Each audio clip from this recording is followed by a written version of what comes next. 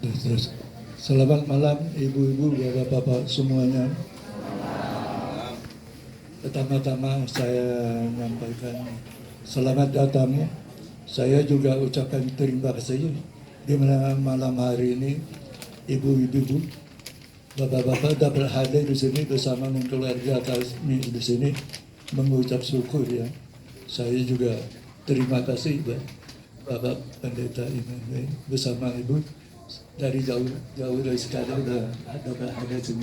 Terima kasih. Baik ibu-ibu, bapak-bapak semua, malam hari ini saya punya dua maksud yang patut saya syukuri ya. Yang pertama, 8 September yang lalu saya mendapat satu bonus lagi dari Bapak Surga ya. Berarti saya jumlahnya sudah mendapatkan 12 bonus ya. Berarti umur saya sekarang sudah 82 tahun ya. Puji Tuhan. Maksud yang kedua yang patut saya syukuri, sungguh saya sudah berumur 82 tahun, Tuhan tetap menolong saya. Masih beri kekuatan saya yang sempurna ya. Badan saya juga masih sehat. Otak saya juga boleh dikatakan masih normal ya. Mata saya juga masih 2 belum 4 ya. Baik ibu-ibu bapak-bapak, saya sedikit ingin menyaksikan bagaimana Tuhan sudah memberi kemampuan otak saya untuk mengingat peristiwa 75 tahun yang lalu. Saya masih bisa ingat ibu-ibu bapak. Saya berumur 3 tahun sampai 7 tahun di salah satu pulau, yaitu Pulau Penuba. Ibu-ibu, bapak-bapak di sini pasti tidak ada yang tahu namanya Pulau Penuba. Saya 2 tahun yang lalu saya pernah bersaksi ya, waktu saya memperingati ulang tahun ke-80. Saya pernah bersaksi. Bapak saya adalah seorang guru. Dia mengajar di salah satu pulau, yaitu Pulau Penuba. Saya singkat saja ceritanya. Lalu saya berumur 3 tahun, dibawa mama menuju ke Pulau Penuba tempat bapak saya mengajar. Waktu itu Pak Sulun belum ada ya. Pak Sulun adalah abang dari Pak Ali, mungkin ibu-ibu bapak sini banyak belum kenal ya. Dia sekarang tinggalnya di Jakarta. Sama Pak Ali waktu itu belum ada. Cuma saya waktu itu sudah ada satu adik, itu yang nomor 2, tapi dia sudah meninggal. Hanya kami 2 dibawa mama menuju ke Pulau Penuba. Ibu-ibu bayangkan waktu itu saya berumur 3 tahun 2 bulan. Adik saya yang meninggal itu baru berumur 1 tahun 4 bulan. Jadi kami 2 dibawa mama menuju ke Pulau Penuba. Waktu itu mama tidak punya biaya untuk bawa kami ke sana. Lalu mama saya menjual perhiasannya waktu dia menikah. Saya masih ingat lagi Bu, pada saya baru umur 3 tahun 2 bulan waktu itu. Tapi saya masih ingat sampai sekarang. Lalu sampai di Pulau Penuba, kami kurang lebih, saya berumur 3 tahun 2 bulan sampai 7 tahun 4 bulan kami dibawa bapak kembali ke Kalimantan lagi. Jadi awal tahun yang lalu tiba-tiba saya rindu akan kembali ke Pulau Penuba ya. Mau lihat bagaimana situasi sana, perkembangan daerah itu. Pulau Penuba itu dekat Pulau Singkip. Kalau tidak salah saya rasa itu dari Pulau Penuba menuju ke Pulau Singkip itu tidak terlalu jauh ya. Soalnya setiap hari libur saya pasti dibawa orang tua itu main-main ke Pulau Singkip. Di Pulau Singkip itu ada teman bapak. Dia adalah seorang singsay. Dia bisa mengobati orang pakai akupunktur ya. Lalu saya mau ke sana itu tidak tahu harus lewat mana baru menuju sampai ke Pulau Penuba atau Pulau Singkit. Saya tanya sama orang-orang, tidak ada satu orang pun tahu di mana Pulau Penuba. Baru 4 bulan yang lalu ada bibi saya dari Taiwan ya. Dia main-main ke Indonesia. Dia asalnya orang Singkawang tapi pindah ke Taiwan. Lalu dia mau main ke Pulau Belitung.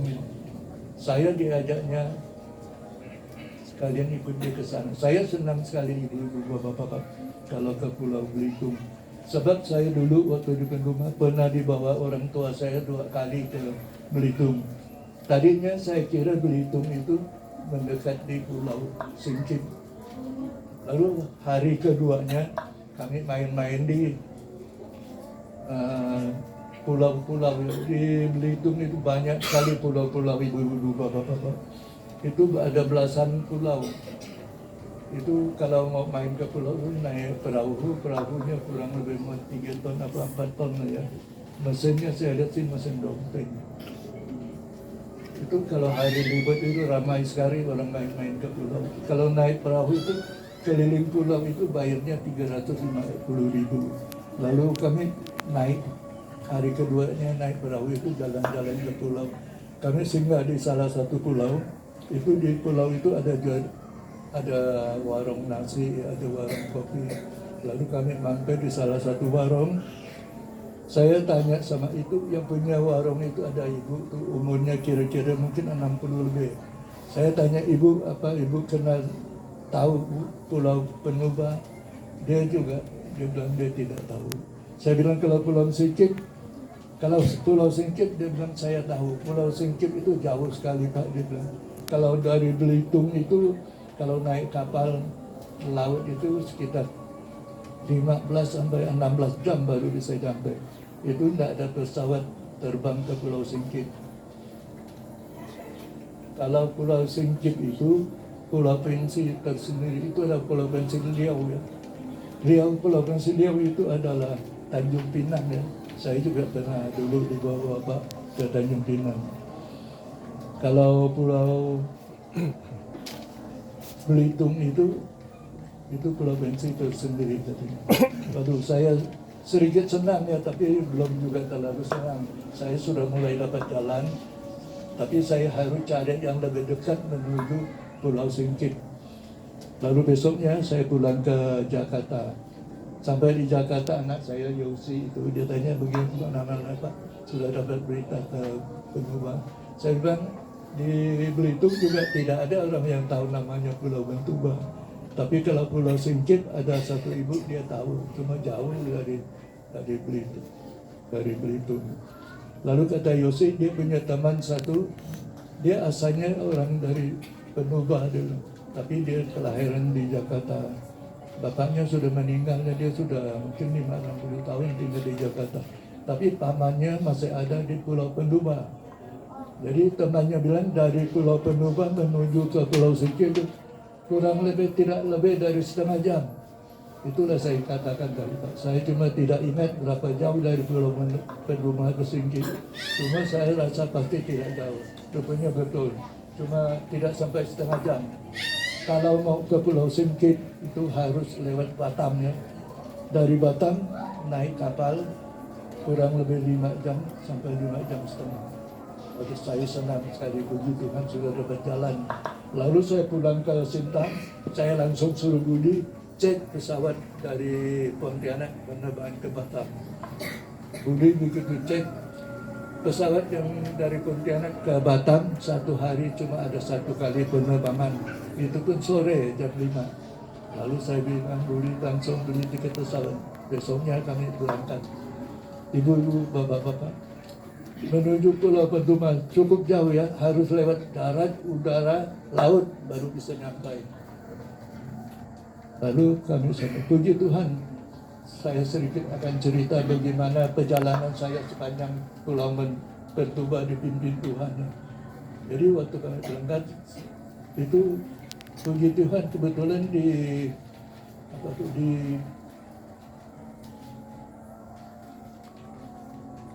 Batam. Di Batam itu, sorry Bu, lupa. Di Batam itu ada saudaranya Budi ya di situ. Lalu sepanjang kami satu malam itu dilayan oleh saudara Budi. Kami datang dijemputnya, kami sampai di sana diantar ke restoran makan, selesai makan kami diantar di hotel. Dia bilang nanti besok pagi jam 8 saya jemput ke sini, jemput ke hotel. Terus besok pagi jam 8 dia datang jemput kami, bawa kami ke pelabuhannya. Ibu-ibu, bapak-bapak, di Batam itu ada 3 pelabuhannya. 2 pelabuhan itu domestik dalam negeri. Ada 1 pelabuhan itu ke luar negeri, ke Singapura. Ibu-ibu, bapak-bapak, dari Batam ke Singapura dekat sekali loh, cuma 45 menit saja. Lebih dekat dari sini ke Skadau. Itu udah sampai ke Singapura. Lalu besok pagi jam 8 dia jemput kami. Dia bilang kapal yang menuju Pulau Singkip cuma ada 1 kali jalan satu. Berangkatnya 10:30 dari Batam. Jam 8 kami sampai di sana. Kami jam 9 sudah tiba di pelabuhan. Masih ada waktu 1 jam lebih. Kami santai-santai. Saya itu pernah jarang rasanya masuk warung kopi. Tapi waktu itu tiba-tiba saya ingin minum kopi. Saya masak 1 stand kopi ya. Lalu saya pergi minum. Kebetulan di sebelah saya tuh ada 1 bapak. Mungkin umurnya 30 lebih. Saya tanya, Bapak mau kemana? Dia bilang, saya mau ke Pulau Pentuba. Aduh, begitu panggil. Kebetulan saya juga mau ke sana. Lalu dia tanya saya, kenapa mau ke Pentuba? Ada keluarga? Saya bilang tidak ada. Itu saya jelaskan maksud saya ke sana. Itu saya dulu, bapak saya pernah ngajar di situ. Saya masih kecil. Kalau begitu nanti sampai sana, nanti saya antar. Mau ke penginapan, saya bisa antar. Lalu saya tanya, itu ke Pulau Singkip itu mana dulu Anda datang? Dia bilang sebetulnya kapalnya dulu datang di Pulau Pentuba, cuma dia harus turunkan penumpang di Pulau Singkip. Kapalnya tuh nginap di Pulau Pentuba. Saya bilang kalau gitu saya nginap di Pulau Singkip dulu, besoknya baru saya ke Pentuba. Lalu kami duduk-duduk sebentar, saya ajak dia ngobrol sama Budi. Ngobrol-ngobrol, nah kalau gitu nanti ikut saya masuk kapal gitu. Baik, kami mungkin kurang lebih setengah jam kami ngobrol, langsung dia ajak kami turun ke kapal. Kami langsung menuju ke kapal. Ibu-ibu, bapak-bapak, kapalnya itu persis pesawat, bentuk kapalnya. Tempat duduk di dalamnya juga sama dengan pesawat. Bawa penumpang kurang lebih lah 160-70 gitulah. Lalu dia langsung bawa kami, dia bilang, Pak, nanti saya bawa tempat duduknya enak. Langsung dia bawa kami ke lantai 2. Kami duduk di depan sekali. Mungkin kurang lebih 1,5 jam kami jalan, tiba-tiba datang 1 bapak-bapak. Dia ngobrol-ngobrol sama Budi. Rupanya bapak itu adalah kapten kapal. Dia tanya, dari mana? Budi, yang dia ngobrol sama Budi katakan kami dari Kalimantan. Dia juga tanya, kenapa ada sana Pentuba ada keluarga? Budi bilang tidak ada. Itulah kami ceritakan maksud kami di sana. Kalau begitu dia bilang, saya punya teman itu yang bawa Grab itu taksi. Nanti saya bisa hubungi dia. Nanti sepanjang di Pulau Singkip itu bisa dilayani teman saya. Saya dengar dia nelfon temannya. Rupanya temannya ada di kapal belakang kami. Dia kemarin turun ke Pulau Pinang, Tanjung Pinang itu antar istri sama anaknya. Dia bilang kalau kalian dulu sampai di pelabuhan, tunggu saja 10-15 menit saya tiba. Udah itu dia langsung telepon ke Pentuba. Dia bilang saya punya teman juga di Pentuba. Dia telepon sama temannya. Dia bilang ada 3 orang dari Kalimantan. Dia ingin ke Pentuba. 1 pasang suami istri. Saya dengar dia itu 1 orang agak tua. Nanti tolong dilayani lah. Siapkan motor 2 buah.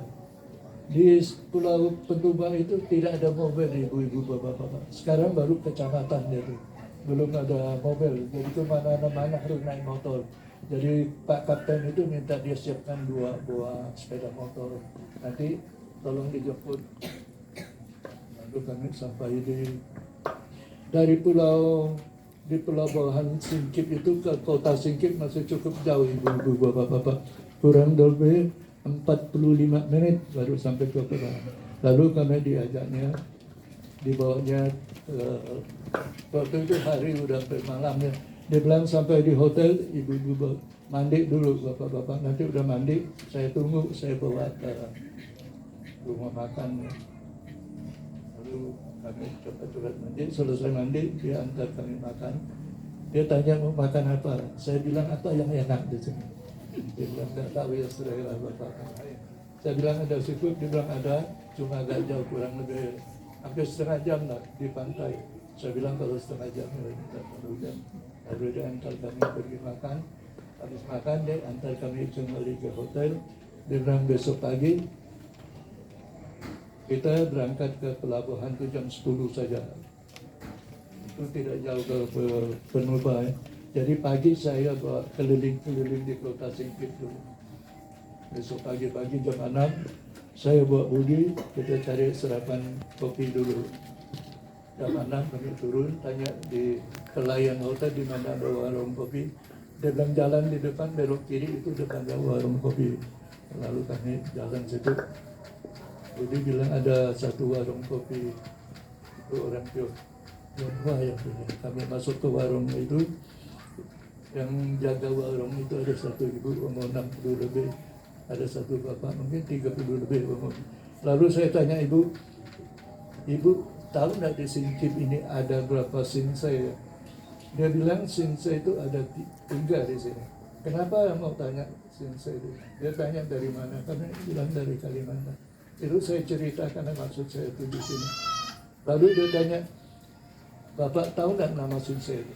Saya bilang saya masih ingat. Lalu anaknya yang jawab, tidak mungkin waktu itu dia baru umur 3-4 tahun, masa dia bisa ingat nama orang itu? Saya bilang saya ingat.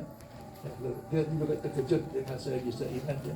Padahal umur 3-4 tahun saya bisa ingat. Lalu ibu itu tanya apa nama? Saya bilang namanya Li Potung. Lalu dia bilang Li Potung itu sudah lama meninggal, sudah 60 tahun.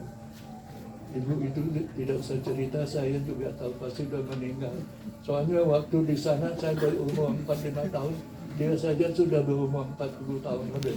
Saya sekarang sudah umur 80 lebih, berarti dia sudah 100 lebih umur. Itu sudah pasti meninggal ya.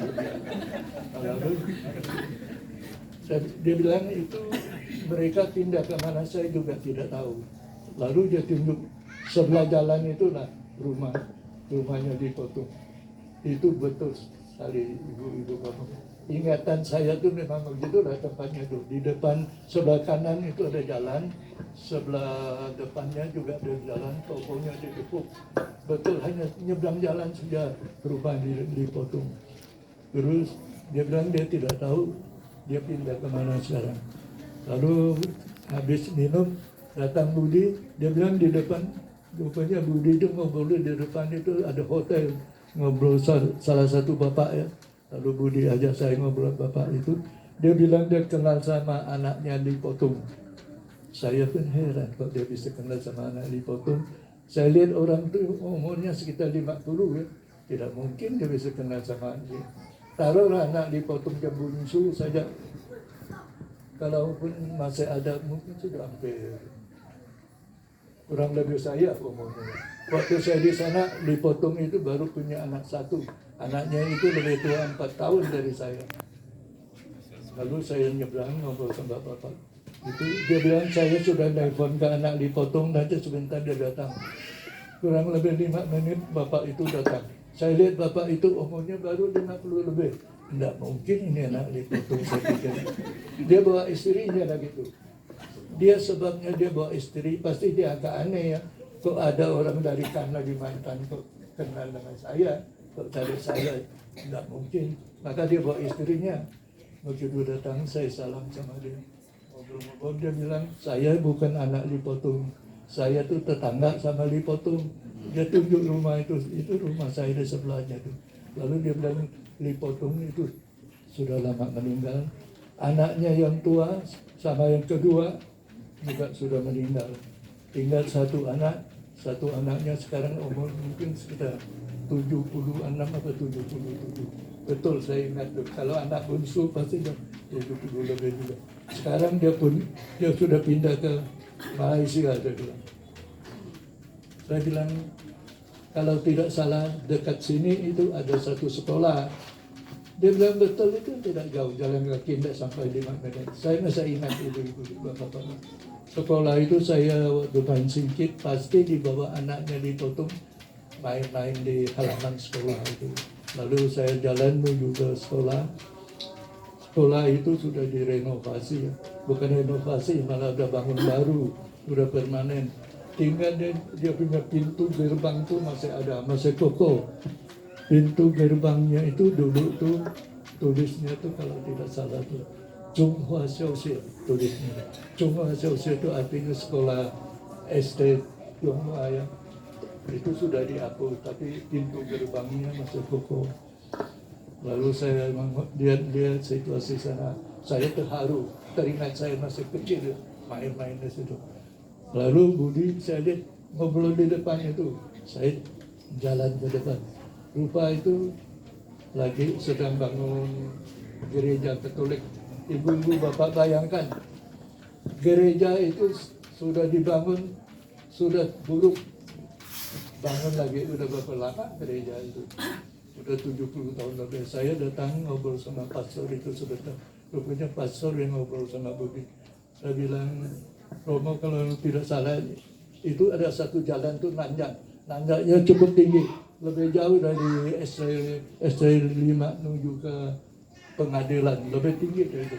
Itu di atas tuh ada rumah sakit kalau tidak salah saya. Betul sekali dia bilang ada rumah sakit. Bapak masih bisa ingat, saya bilang saya masih ingat. Lalu saya bilang sama Budi, udah kita cepat kembali ke hotel, mungkin sebentar. Itu mobil itu mau jemput kita, kami pulang ke hotel. Yang mobilnya pun udah datang, kami menuju ke pelabuhan. Sampai di pelabuhan itu, bapak yang ditelepon oleh kapten kapal orang pengubah yang mau jemput kami, dia sudah nunggu di pelabuhan. Lalu kami langsung dibawa dia ke pelabuhan. Menuju ke pelabuhan rumah. Cuma sekitar 25 menit saja. Hanya nyebrang pulau saja sudah sampai. Sampai sana, begitu saya sampai ke pelabuhan. Pelabuhan itu masih tidak ada perubahan dari ingatan saya itu. Masih seperti dulu. Cuma begitu naik, di depannya itu sudah perubahan jauh. Sudah banyak bangunan. Sebelah kanan jalan turun itu pasar masih tetap. Sudah ratusan tahun masih tetap. Tapi sudah tua sekali. Itu belum dibongkar, masih tetap seperti dulu. Tapi sepanjang itu sudah bangun baru semua. Begitu saya naik, saya bilang, Pak, ini kalau tidak salah itu yang tanah kosong ini dulunya sekolah ya. Dia bilang betul sekali, itu sekolah. Saya masih ingat, lihat halaman itu, saya sudah ingat itu. Dulu bapak saya ngajar di sini. Itu dulunya kayaknya seperti lapangan bola gitu loh di depan itu. Lalu kami waktu itu, dia bawa kami naik ke penginapan. Penginapan itu bangunnya itu di samping halaman sekolah. Waktu bapak saya masih mengajar itu. Bapak tuh cerita ini tanahnya milik Pemda. Itu di depannya ada pos Kuramel, terus sebelahnya masjid ya. Sebelah kiri itu rumahnya punya bapak yang jemput kami. Saya tanya, Bapak kok bisa bangun di situ? Dia bilang dia beli sama Pemda. Lalu tanah itu dikasihkan TNI untuk pemirsa gitu. Saya bilang dulu itu belakangnya itu sekolahannya. Dia udah nggak tahu. Dia bilang dia umur 50 lebih, sampai 60-an. Dia bilang bongkar sekolah itu dia saja sudah tidak ingat. Jadi saya cerita begini begitu. Malah saya lebih ingat dari itu. Waktu itu kami kurang lebih jam 12, sorenya jam 3. Dia bilang nanti kalau jalan itu agak sore sebab cuacanya luar biasa panas. Nanti dia udah siapkan 2 buah motor. Jam 4 Budi nelfon dia antar kami jalan-jalan. Budi bonceng Densi, saya dibonceng bapak itu. Lalu dia tanya mau kemana. Saya bilang, bapak masih ingat nak di belakang rumah bapak itu ada satu kolam itu masih ada nak. Dia saja sudah tidak tahu dulu bapak ada kolam di rumah dia sendiri, dia tidak tahu. Tapi dia pikir-pikir udah berapa detik baru, oh ada betul, tapi udah ditimbus. Dia bilang, kita ke kolam dulu, lihat kolam itu. Dia tanya, kenapa nanya kolam itu? Saya bilang, saya dulu masih kecil, sering dibawa murid bapak saya itu mandi di situ, saya bilang. Jadi kami begitu jalan, dia bawa kami ke situ.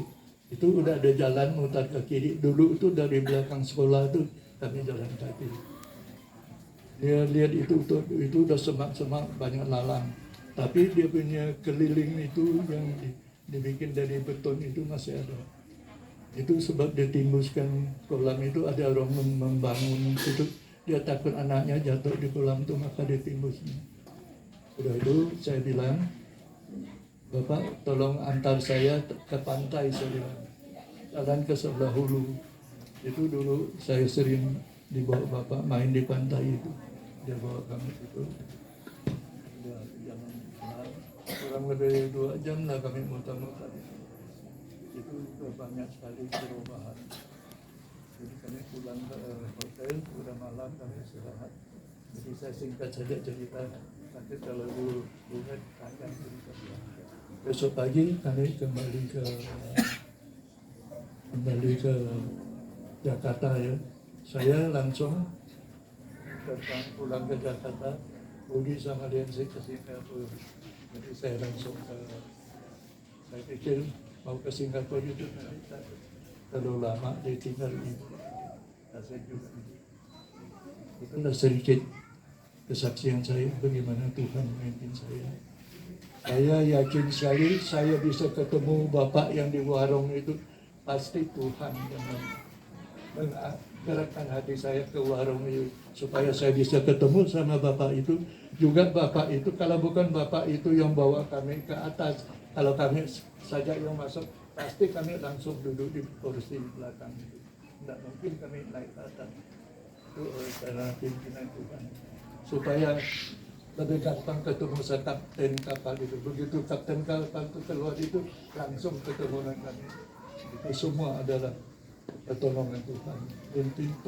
Pimpinan Tuhan sepanjang kami jalan itu. Begitu juga mata saya, ibu-ibu bapak, saya katakan mata saya masih tetap 2 ya, belum 4. Saya berapa bulan kemudian yang lalu sama Pak Esron juga ikut, Bapak Gembala juga. Saya cek mata saya itu sudah gatal. Jadi begitu cek dokter katanya mata saya itu agak kering. Juga sebelah kanan ada katara sedikit. Katara itu tidak bisa diminum pakai obat, harus operasi. Tapi kataranya kalau belum tebal, belum mulai dioperasi. Jadi dikasih obat tetes ke saya. Saya selama pakai obat tetesnya, mata saya juga rasa agak enak, tidak kena gatal. Begitu juga saya rasa mata saya sebelah kanan yang katanya ada katarak, malah lebih terang. Maka saya mungkin 2 hari lagi saya harus cek kembali ke kucing. Saya rasa mata saya sudah diangkat sama Tuhan, kataranya. Sebab saya rasa mata saya agak terang. Puji Tuhan. Begitu juga mata saya. Kaki saya juga boleh dikatakan masih cukup kuat, ibu-ibu, bapak-bapak. Saya tanggal 10 Agustus saya ikut lari, ibu-ibu, bapak-bapak, di Jakarta ya. Lari 5 kilo saya ikut lari. Saya masih dapat mandari tadi. Luar biasa. Itu tidak pakai juara 1, juara 2, juara 3. Asal waktu 1 jam bisa sampai finishnya, itu sudah dapat mandarinya. Saya dengan waktu 50 menit sampai finish. Sebetulnya waktu itu kalau tidak banyak halangan, mungkin 40 menit saya bisa sampai 1 jam. Cuma waktu itu ibu-ibu bapak-bapak tahu yang ikut lari itu berapa orang? 8.000 orang ibu yang ikut lari itu, luar biasa. Jadi banyak yang tidak mampu. Dia itu, jadi saya waktu lari itu tidak bisa bebas lurus ya, harus motong kiri, motong kanan. Itu banyak makan waktu loh. Kalau tidak mungkin 40 menit saya sudah sampai sini. Mungkin hanya sekian kesaksian saya, ibu bapak-bapak. Kiranya kesaksian boleh kuatkan iman ibu bapak-bapak ya. Juga boleh membawa berkat bagi ibu bapak. Sekian, terima kasih.